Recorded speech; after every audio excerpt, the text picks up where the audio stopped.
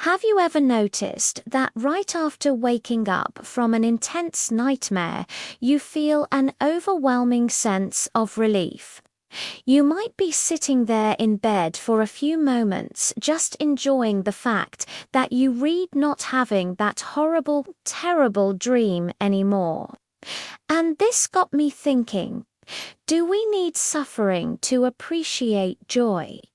The idea that we need pain or negative experiences in our lives in order to fully embrace and appreciate the good times is a pretty popular one, but is it true?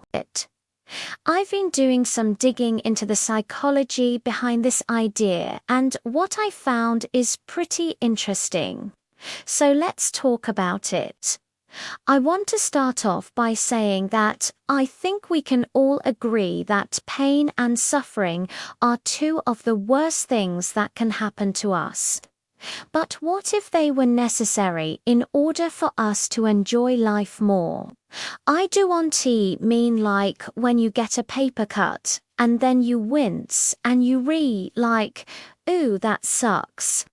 That kind of pain is obvious, and we obviously do auntie need that to learn how to enjoy life.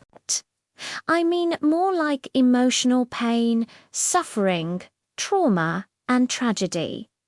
So first off, let's define our terms. When I say suffering, I'm referring to the mental or physical pain and anguish that people experience, especially as a result of a difficult or traumatic event. It is the prolonged experience of hardship that can have a lasting impact on a person's emotional and psychological well-being. Suffering is usually associated with feelings of distress, sadness, despair, and even hopelessness. So it's important to note that I am not talking about experiencing emotions like sadness or grief here. Those are normal, natural human emotions that we all feel from time to time, and we can and should process them without any sort of avoidance or suppression. Instead, I'm focusing on the concept of suffering, which implies a much deeper and more intense level of emotional pain and anguish that can be caused by difficult or traumatic experiences. Now that we've established that, let's answer the question of whether or not we need suffering to appreciate joy. The idea that we need pain and suffering in our lives to appreciate the good times is a pretty common one. Many people believe that it's only when we experience hardship and adversity that we truly learn to value and cherish the happy and joyful moments in life. This perspective suggests that it's through the contrast between pain and pleasure, between suffering and joy, that we gain a deeper appreciation for the beauty and wonder of life. Some people might argue that this is because going through tough times makes us more grateful for the good times. By experiencing pain, we learn to appreciate the joys of life more fully. When we go through hard times, we realize that things could always be worse. We might start to appreciate the small things in life more and be more grateful for what we have. This is something that many people talk about when discussing their experience with mental illness. When you suffer from depression, anxiety, or other mental health conditions, every day is harder than the last. Getting out of bed seems impossible, and you couldn't find any enjoyment in the activities that once brought you happiness. Then one day you wake up and it's a little bit easier.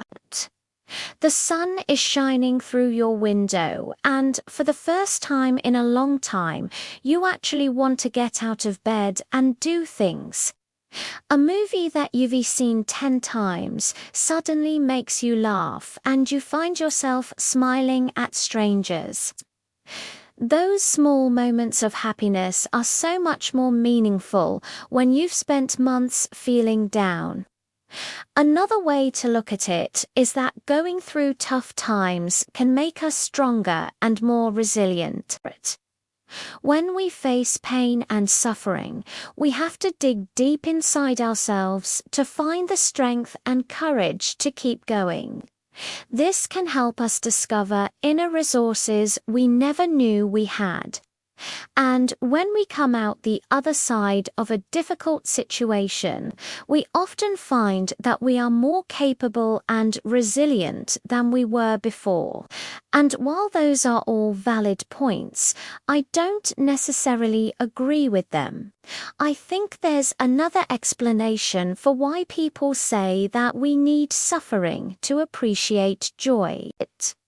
From an evolutionary standpoint, humans are wired to pay more attention to negative stimuli than positive ones. This is called the negativity bias, and it means that we are more likely to remember and be acted by negative experiences and emotions than positive ones.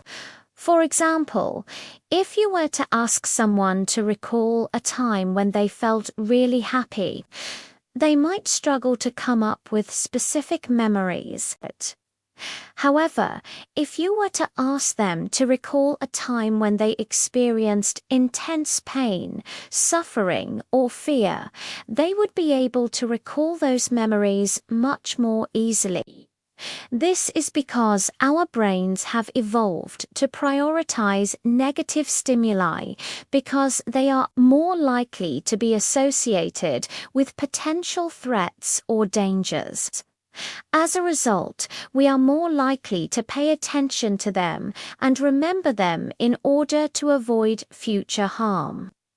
The negativity bias can be helpful in some situations. For example, if you're hiking in the woods and you hear a twig snap, you're more likely to pay attention to the sound and investigate before proceeding further. But it can also be harmful. For example, if you're trying to maintain a positive mindset, the negativity bias may cause you to focus more on the negative thoughts and emotions you're experiencing, making it more difficult to cultivate positivity. So, does this mean that we need suffering in our lives? Not necessarily. While our brains are wired to pay more attention to negative stimuli, this doesn't mean that we are unable to cultivate positivity or that we cannot learn to appreciate joy without first experiencing suffering. Through practices such as mindfulness, meditation, and cognitive behavioral therapy, we can learn to recognize and challenge negative thought patterns and cultivate more positive emotions. So, no, our negativity bias doesn't mean that we need suffering to appreciate joy. But it does mean that we need to be aware of our negativity bias and actively work to cultivate positivity in our lives. Another reason why people say we need suffering to appreciate joy is that it provides us with a sense of perspective. When we experience hardship and adversity, we are forced to confront our own mortality and the fragility of life itself. This can help us put things in perspective and realize that the problems we are facing are temporary and will eventually pass. In addition, suffering can teach us empathy and compassion for others who are going through similar struggles. When we see that we're not alone in our suffering, it can provide us with a sense of community and shared humanity. We may also develop a greater appreciation for the kindness and support of those around us when we are going through tough times. In conclusion, do we need suffering to appreciate joy? I don't think so.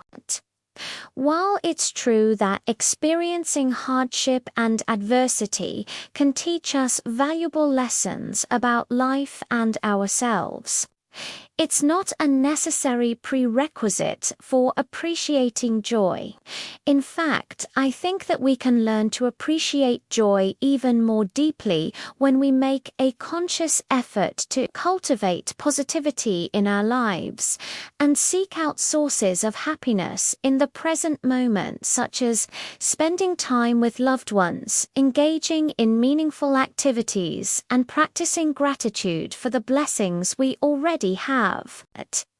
That being said, I do think that experiencing pain and suffering can have a profound impact on a person's life, and it is something that should not be taken lightly.